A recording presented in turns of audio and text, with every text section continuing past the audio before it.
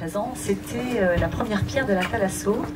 Et on a coupé le ruban et c'était un moment particulier. Et ce soir, c'en est un autre. Voilà. Hein. C'est difficile pour moi de faire un micro. Je vais me mettre derrière la table, si vous voulez bien. Parce que j'ai des petites notes, je n'ai pas l'habitude.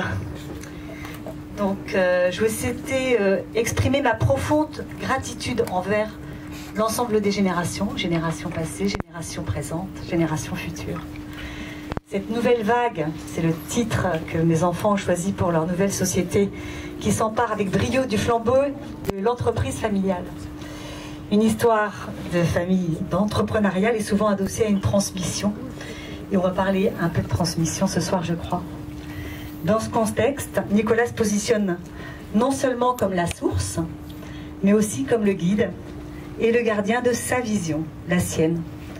Son défi consistera à embrasser ses projets dans toutes leurs dimensions, la stratégie, la posture et la responsabilité. Depuis leurs premières années, mes enfants m'accompagnent dans mon univers hôtelier. Ils sont aujourd'hui le symbole vivant de leur engagement et du mien. Et Nicolas, il avait 4 mois, il était déjà sur un chantier. Il me suivait au Sophia Country Club. Papa était là aussi. Et je crois que le choix de travailler ensemble, à Nicolas et à Alexandre, qui n'est pas loin, découle en fait de leur amour du travail bien exécuté avec maîtrise et précision. Et puis ils ont une ardeur au travail et un courage indéniable, et je les remercie beaucoup de prendre à bras le corps leur mission. Ce cheminement est soutenu par l'expérience d'un homme qui a accepté un défi ardu mais signifiant. Monsieur Jean-François Chapelle. Merci Jean-François. Jean-François est un professionnel compétent et audacieux, et j'ai une confiance inébranlable en l'avenir prometteur de cette équipe gagnante. Je souligne que chacun des collaborateurs, pour qui j'ai beaucoup de respect, a permis de mener à bien ce projet innovant et passionnant. Le personnel a eu un rôle discret mais essentiel dans cette aventure.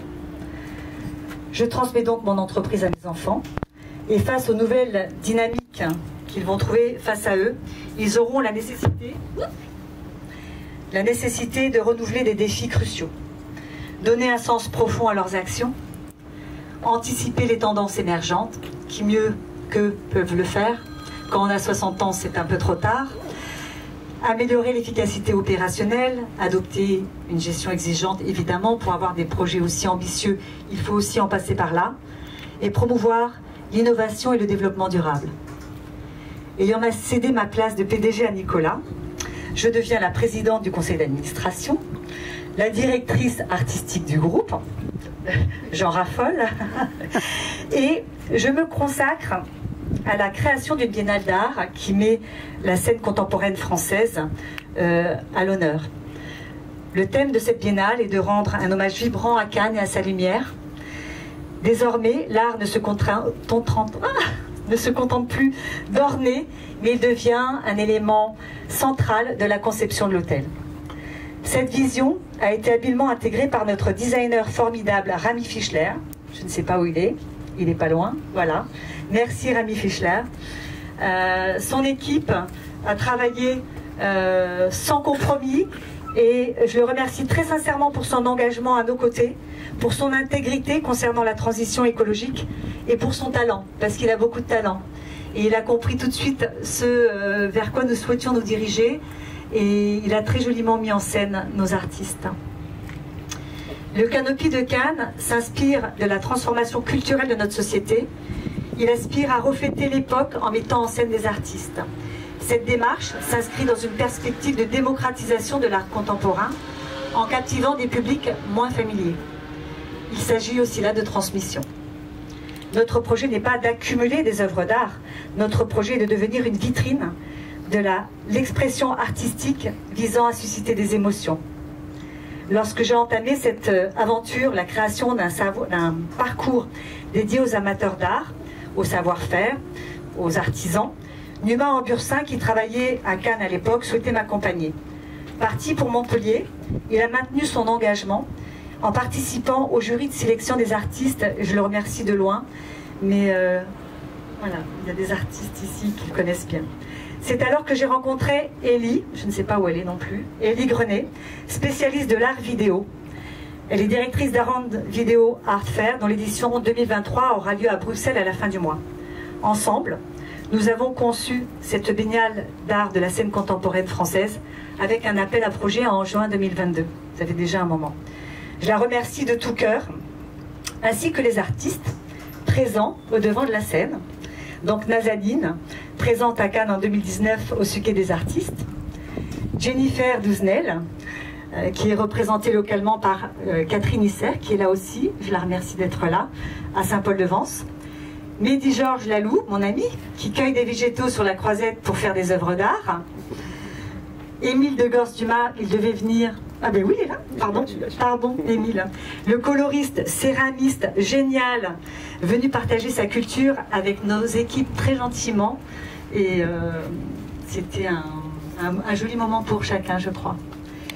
Et Thierry Lagala, qui a vécu à Cannes et qui oblitère des cartes postales de son enfance dans nos chambres.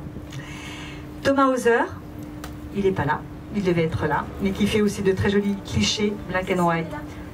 Ah, quelque part. Donc Témi, merci à Thomas, qui vient de Marseille et qui nous régale de ses œuvres également dans nos chambres. Merci de votre sincérité et de votre présence avec nous ce soir. Cette initiative, elle offre une plateforme unique pour promouvoir leurs talents et leurs galeries. Donc je dis merci aussi aux galeries. Et nous souhaitions devenir un sésame pour ouvrir des portes de lieux tels que le parc de sculpture de Jean-Gabriel Mitterrand, la Fondation Artung Berman et évidemment la Malmaison qui est en travaux aujourd'hui et le Suquet des artistes. L'hôtel se transforme en ambassadeur de patrimoine artistique et culturel exceptionnel et notre désir est d'accueillir des classes aussi avec nos artistes et révèle notre intention de favoriser le dialogue et l'éducation des plus jeunes, nourrissant leur esprit de curiosité et d'interrogation. Les questions fondamentales ont déjà abondé quand on a commencé à mettre des œuvres d'art dans l'hôtel. Comment distingue-t-on une œuvre d'art d'une décoration? Comment répondre à la censure face à l'art? Jean-François.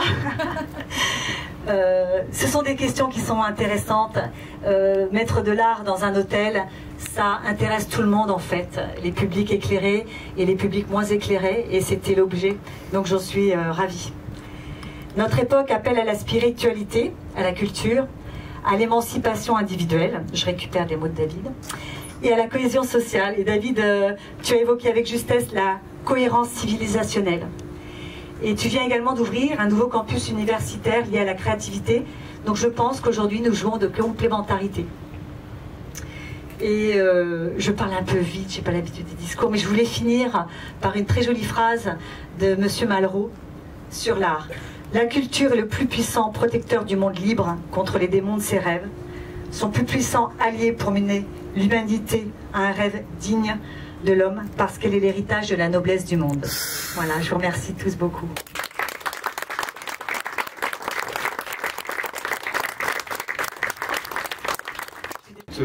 Plein de réussite, plein de succès, et vous dire à quel point on est très reconnaissant et très ému et très admiratif du travail que vous faites ici, et surtout de cette nouvelle aventure qui commence dans cette interaction entre les équipes, le public, c'est-à-dire les spectateurs, les clients, les touristes et bien sûr les artistes. Merci.